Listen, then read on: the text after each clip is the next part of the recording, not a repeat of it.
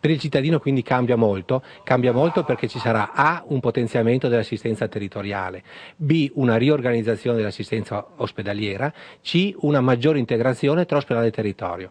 Questo è assolutamente importante perché abbiamo bisogno di dare al cittadino risposte concrete in tempi rapidi.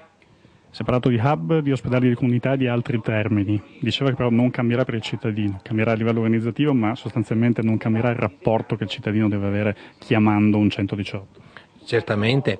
Allora, i termini che sono stati usati, hub, spoke, ospedale di rete, ospedale di comunità, hospice, URT, unitaria abilitativa territoriale, sono tutte terminologie chiaramente importanti ma tecniche. Il cittadino verrà indirizzato dal sistema nella struttura più appropriata per rispondere al suo bisogno.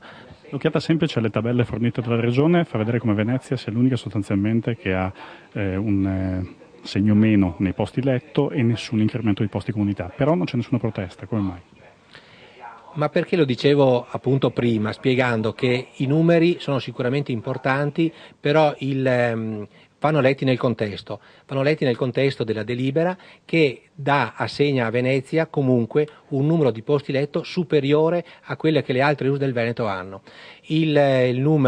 L'indicatore per il piano sanitario regionale è di 3,5 posti letto per 1000 abitanti, a Venezia ne abbiamo 4 di posti letto per 1000 abitanti. Quindi Venezia, pur avendo questo segno meno, ha il riconoscimento di una sua specificità territoriale legata sia alla popolazione anziana sia al turismo in essa presente. Quindi può essere, diciamo così, ritenersi soddisfatta sicuramente da questo punto di vista.